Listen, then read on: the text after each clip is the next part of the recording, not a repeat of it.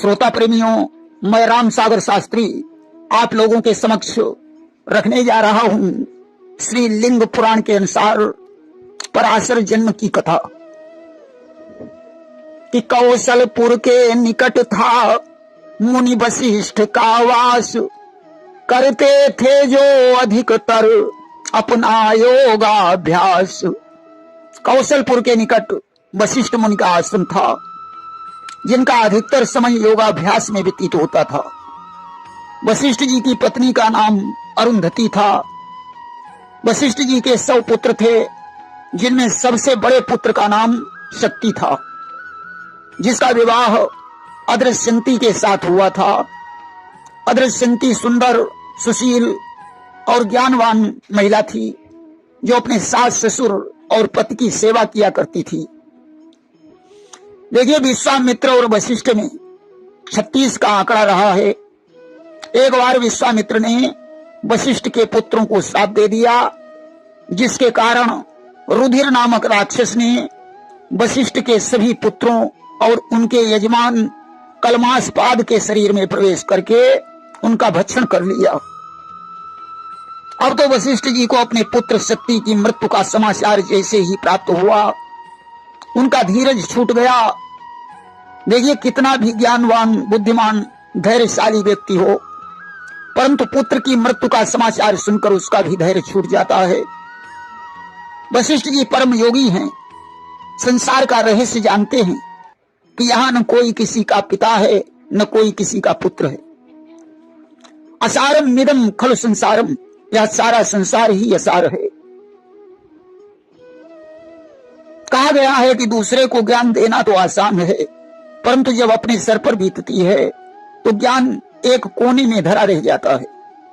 एक कवि ने लिख दिया कि कब संभव है जरि ज्वाल उठे, जितही तितही पर धूम न होए, कहूं नीति कला असनीत कहा, कि मर जाई लला और बाप न रोए।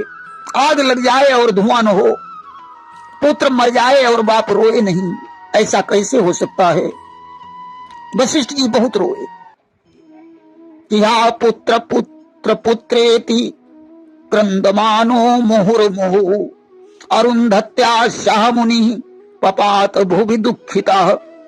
वशिष्ठ जी अरुंधति के सहित हा पुत्र कहते हुए जमीन पर गिर पड़े। पुत्र के वियोग में दुखी होकर वशिष्ठ जी एक पर्वत पर पहुंचे। विचार करने लगे कि इस पर्वत से गिरकर मैं अपने प्राणों को खो डालूंगा। आज वशिष्ठ जी उस पर्वत से ज्यों नीचे गिरे, माता पृथ्वी ने वशिष्ठ जी को अपनी बाहों में ले लिया कि जड़ के समान थे योगीराज, करुणा ने ऐसा जकड़ लिया, लेकिन पर्वत से गिरते ही माता पृथ्वी ने पकड़ लिया। इतनी करुणा है कि माता पृथ्वी की आंखों में भी आंसू आ गए। इसी बीच शक्ति की पत्नी वहां पहुंच गई। उसने कहा, पिताजी आप अपने शरीर की रक्षा कीजिए, मैं गर्भवती हूं, आपके न रहने पर पुत्र की देखभाल कौन करेगा। आज शक्ति की पत्नी ने अपने ससुर को अपने हाथों से उठाया और चेतना प्रदान की। वशिष्ठ जी को होश आया। इसी बीच उदर में स्थित बच्चे ने वशिष्ठ को एक वेद की ऋचा सुनाई। वशिष्ठ जी चकित हो गए, ये वेद की ऋचा कौन बोल रहा है। उस समय भगवान विष्णु ने आकाशवाणी में कहा कि हे वत्स, ये वेद की ऋचा तुम्हारे पौत्र के मुख से निकली है। शक्ति का पुत्र, परम विद्वान, मेरे समान शक्तिशाली और रुद्र भक्त होगा, जो आपके कुल का उद्धार करेगा।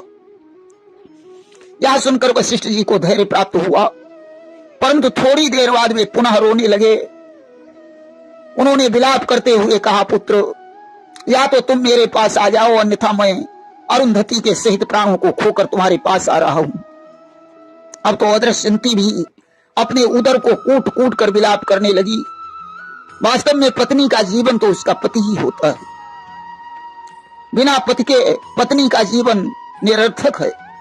कि जिए बिनु देह नदी बिनु बारी, और कई से ही नाथ पुरुष बिनु नारी। बिना पति के पत्नी का जीवन ठीक उसी प्रकार है जैसे एक नदी में पानी नहीं, जैसे एक शरीर में प्राण नहीं होता। अब तो अरुंधति ने देखा कि अनर्थ हो जाएगा। पुत्र वधू अपने उदर को कूट रही है, अतः वंशहानि की संभावना है। उसने कहा, पुत्री ये क्या कर रही हो? अदृश्यंती बोली, माँ अब बिना स्वामी के मैं भी जीना नहीं चाहती हूँ। अरुंधति ने कहा, क्यों? बोली, संसार में वैधव्य जीवन से बड़ा कोई दुख नहीं होता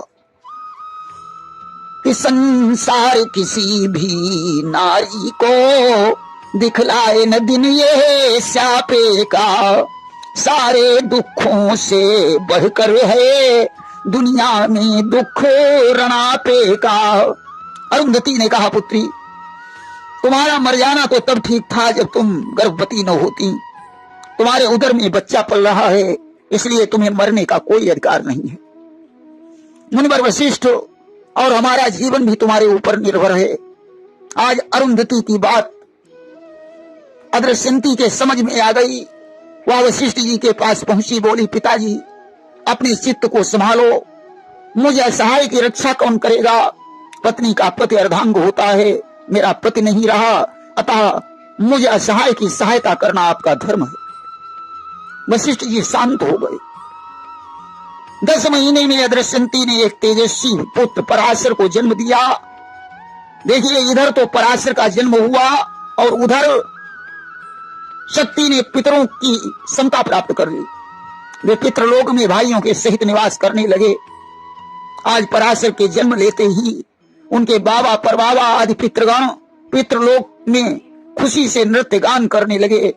यहाँ तक कि पराशर के जन्म लेते ही पुष्कर मेघ जल बरसाने लगे, आकाश से फूलों की वर्षा होने लगी। आश्रमवासी मुनि हर्ष से झूमने लगे। राक्षसों की नगरी में गीध और सदाल अमंगल ध्वनि करने लगे।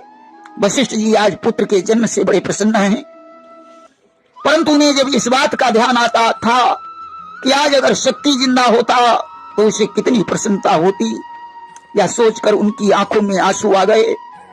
अदृश्यंती भी बेटे का मुख चूम चूम कर शक्ति को याद कर रही थी।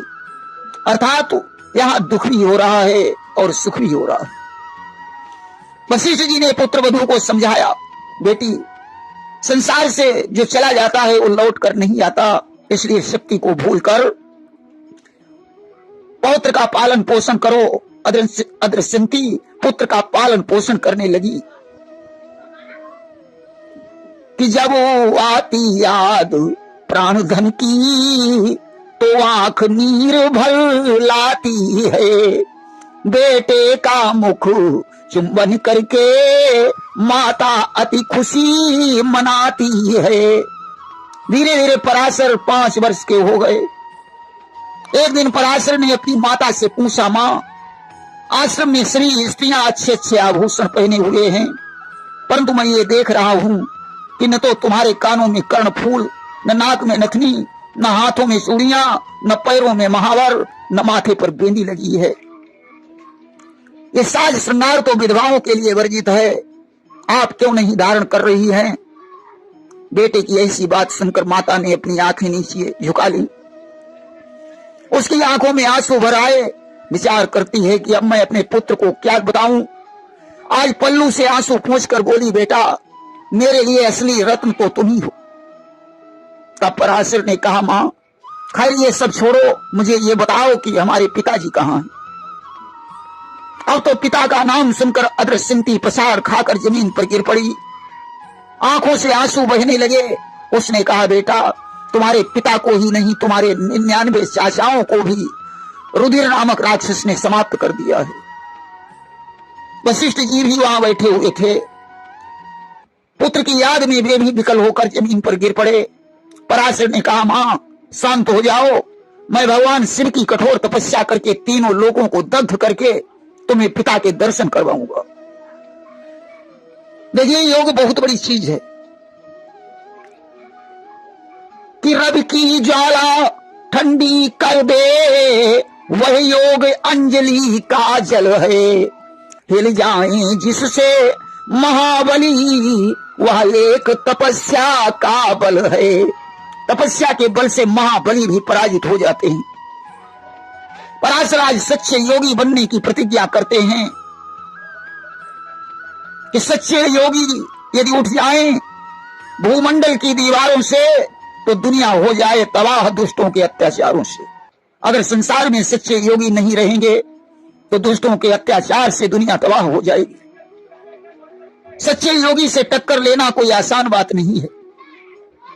सच्चे योगी तो ब्रह्मा विष्णु और महेश से भी टकरा जाते हैं, यमराज से लड़ जाते हैं, सृष्टि को पलटने की क्षमता रखते हैं, वर्षा को रोक देते हैं, राजा को रंक और रंक को राजा बना सकते हैं, शीत को चिंगारी बना देते हैं। इसलिए कभी सच्चे योगी से टक्कर नहीं लेनी चाहिए। कि लड़ते हैं योगी जन विष्णु से बिरंची से भी, अड़ते अकड़ते हैं विष्णु दंडकारी से। सृष्टि उलट देते हैं, दृष्टि पलट देते हैं, दृष्टि कर दिखाते हैं नरपति भिखारी ते। अंजलि के जल में ही काजल की जल जाभा, कर दें करा दें कहो शीत चिनगारी ते। और मक्कर के चक्कर में भिड़ियो सभी से, पर टक्कर न लीजे तात एक जटाधारी ते। आज पराशर ने सच्चे योगी बनने की प्रतिज्ञा की। माता ने कहा पुत्र जाओ तुम शिव की आराधना करो। वशिष्ठ जी बोले पौत्र तुम्हारा संकल्प उचित है, परंतु संपूर्ण लोक का विनाश मत करो। तुम राक्षसों के नाश के लिए शिव की आराधना करो।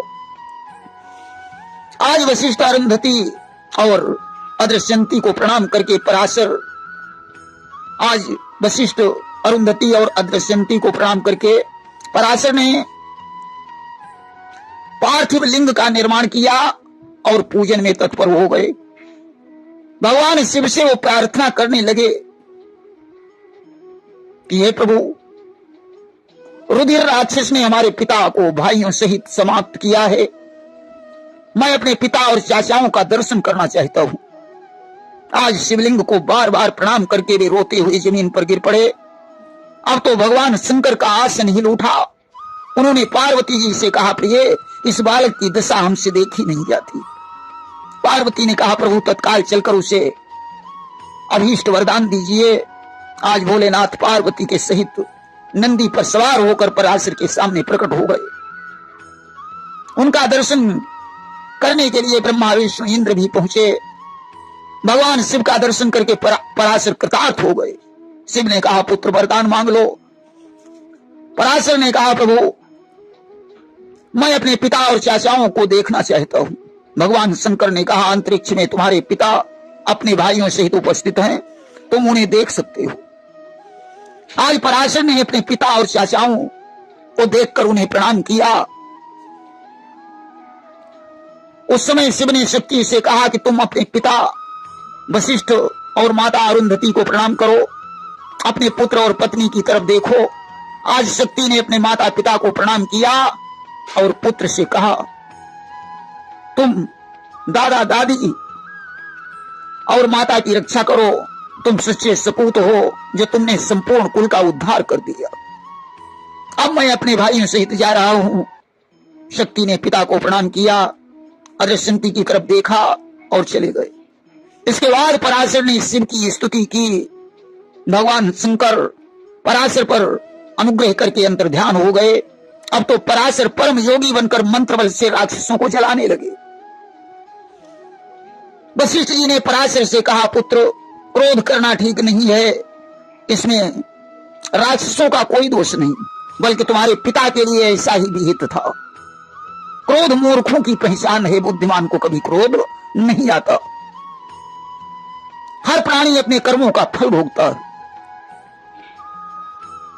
कि हर एक भोगता है अपनी किए के फल को। वो आम कैसे खाए बोए जो नीम लाकर। क्रोध करने से तपस्या नष्ट होती है, इसलिए राक्षसों को जलाने वाली यज्ञ बंद कर दो। पराशर ने उसी समय यज्ञ बंद कर दिया। तभी ब्रह्मा जी के पुत्र पुलस्त्य जी वहां आ गए। वशिष्ठ जी ने उनका यथोचित सत्कार किया। पुलस्त्य जी ने पराशर को वरदान दिया कि तुम समस्त शास्त्रों के जानकार हो जाओ और पुराण संहिता के कर्ता बनो, क्योंकि तुमने हमारे वंश के राक्षसों पर कृपा की है। पुलस्त्य जी के वरदान से और वशिष्ठ जी की कृपा से पराशर ने 6000 श्लोकों से युक्त विष्णु पुराण की रचना की। प्रेम से बोलिए वृंदावन बिहारी लाल की जय।